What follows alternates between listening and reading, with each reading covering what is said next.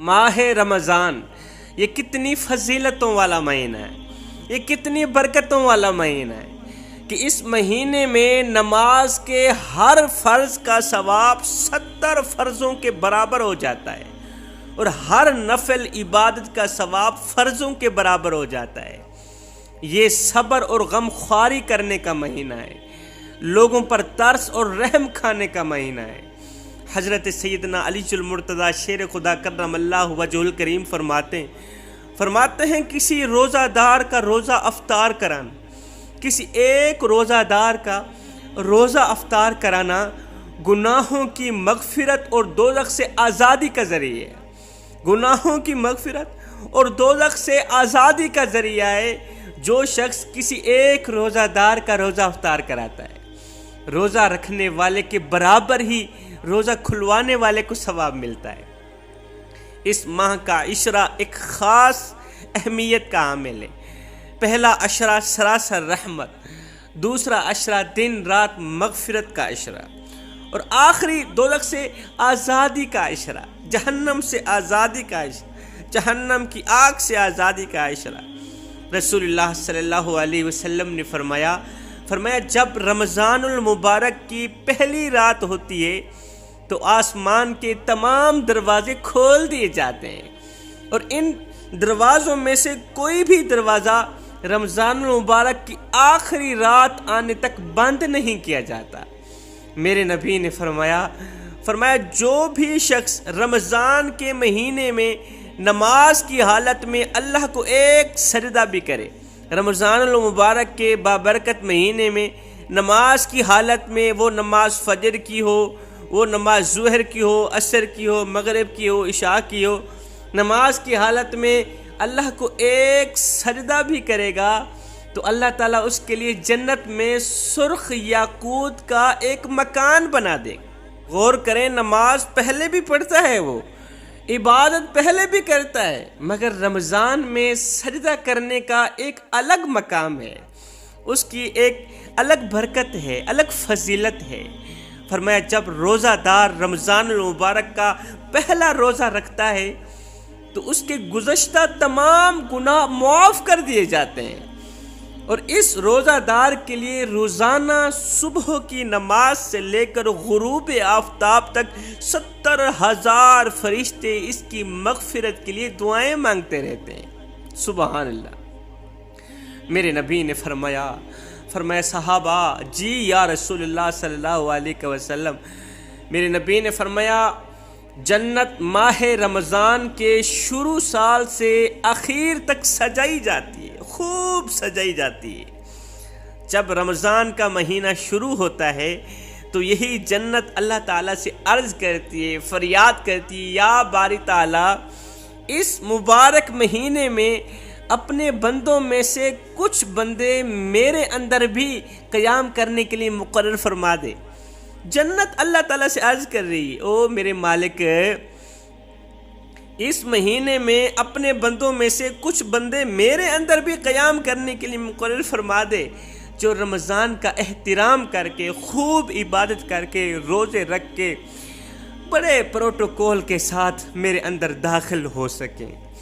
اسی طرح جنت کی تمام حورین بھی، میرے نبی فرماتے ہیں جنت کی تمام حورین بھی اللہ تعالیٰ سے عرض کرتی، یا باری تعالیٰ اس بابرکت مہینے میں اپنے بندوں میں سے ہمارے لیے بھی خامد مقرر فرما دے، ہمارے لیے بھی شوہر مقرر فرما دے، ہمارے لیے بھی شہزادے مقرر فرما دے۔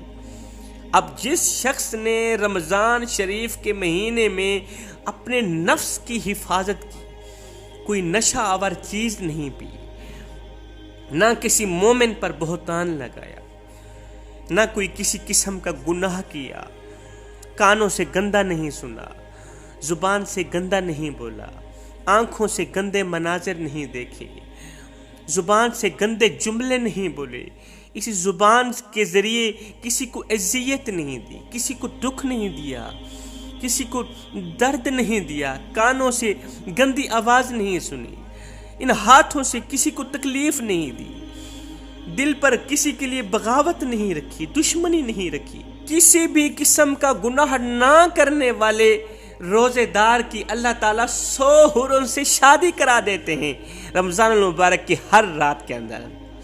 رمضان المبارک کی ہر رات میں اس طرح کے روزہ دار کی اللہ تعالیٰ 100 حوروں سے شادی کرا دیتے ہیں، اور ایسے روزہ دار کے لیے جنت میں ایک محل سونے، چاندی، یاقوت اور زمرد کا تیار کر دیتے ہیں میرے اللہ۔ آپ کو یہ بھی بتاتا چلوں کہ اس محل کی لمبائی اور چوڑائی کتنی ہوگی۔ جو محل روزے دار کے لیے جنت میں اللہ تعالیٰ نے چاندی، یاقوت اور زمرد سے تیار کیا ہے، اس محل کی لمبائی اور چوڑائی کتنی ہوگی۔ اس محل کی لمبائی اور چوڑائی کا عالم یہ ہے کہ اگر ساری دنیا اکٹھی کر کے اس محل میں رکھ دی جائے تو ایسے معلوم ہوگا جیسے دنیا میں کوئی بکریوں کا باڑہ۔ جس طرح دنیا کے مقابلے میں بکریوں کا باڑہ چھوٹا سا معلوم ہوتا ہے، اسی طرح اگر ساری دنیا جنت کے اس محل میں رکھ دی جائے تو یہ بکریوں کے باڑے کی طرح چھوٹی سی معلوم ہوگی۔ وہ محل جو روزے دار کے لیے اللہ تعالیٰ نے جنت میں تیار کر رکھا۔ یاد رہے، جس شخص نے بھی اس مبارک مہینے میں کوئی نشہ والی چیز پی یا کسی مومن پر کوئی بہتان لگایا، گناہ کبیرہ کیا، کسی پر ظلم کیا، کسی کو نہ حق قتل کیا، کسی پر نہ حق ظلم کیا، تو یاد رکھنا جوانو، اللہ تعالیٰ اس کے سال بھر کے تمام نیک اعمال اس کے منہ پہ مار دے گا، ضائع کر دے گا۔ اس ماہ کو اللہ تعالیٰ نے اپنی عبادت کے لیے خاص فرمایا، صرف اپنی عبادت کے لیے خاص فرمایا، جس کے لیے خصوصی انتظام بھی فرما دیا کہ بڑے بڑے شیطان جو عبادت سے روکتے ہیں یا تمہاری عبادت میں خلل ڈالتے ہیں، انہیں اس مہینے میں بند کر دیا ہے۔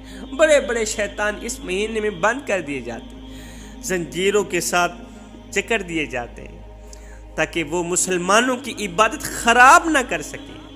جب رمضان شریف کے مہینے کی پہلی رات ہوتی ہے، سبحان اللہ، جب پہلی رات ہوتی ہے تو جنت کے تمام دروازے کھول دیے جاتے ہیں، اور پورے مہینے یہ دروازے کھلے رہتے ہیں، اور ان میں سے کوئی ایک دروازہ بھی پورے مہینے بند نہیں ہوتا۔